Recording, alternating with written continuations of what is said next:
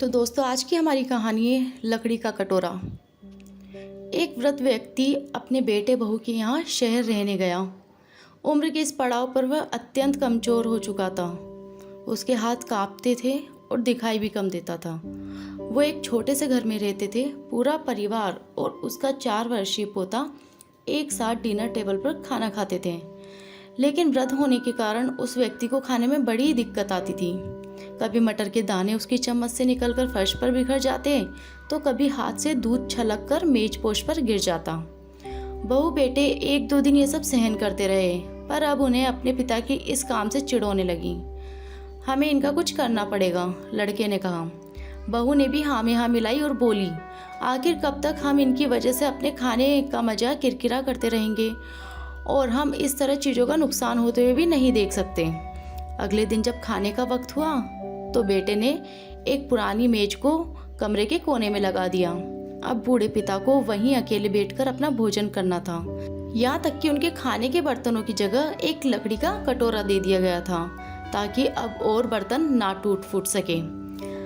बाकी लोग पहले की तरह ही आराम से बैठकर खाते, और जब कभी कभार उस बुजुर्ग की तरफ देखते तो उनकी आंखों में आंसू दिखाई देते। यह देखकर भी बहू बेटे का मन नहीं पिघलता। वो उनकी छोटी से छोटी गलती पर ढेरों बातें सुना देते। वहाँ बेटा बालक भी यह सब बड़े ध्यान से देखता रहता और अपने में मस्त रहता। एक रात खाने से पहले उस छोटे बालक को उसके माता पिता ने जमीन पर बैठकर कुछ करते हुए देखा। तुम क्या बना रहे हो? पिता ने पूछा। बच्चे ने मासूमियत के साथ उत्तर दिया, अरे मैं तो आप लोगों के लिए एक लकड़ी का कटोरा बना रहा हूँ, ताकि जब मैं बड़ा हो जाऊँगा तो आप लोग इसमें खा सकेंगे। और वह पुनः अपने काम में लग गया।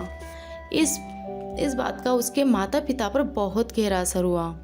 उनके मुंह से एक भी शब्द नहीं निकला और आंखों से आंसू बहने लगे।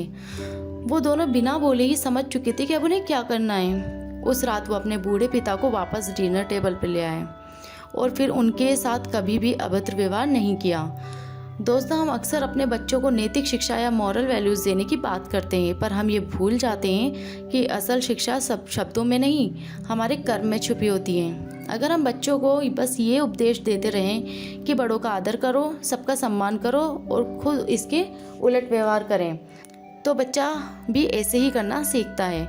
इसलिए कभी भी अपने पेरेंट्स के साथ ऐसा व्यवहार ना करें कि कल को आपकी संतान भी आपके लिए लकड़ी का कटोरा तैयार करने लगे।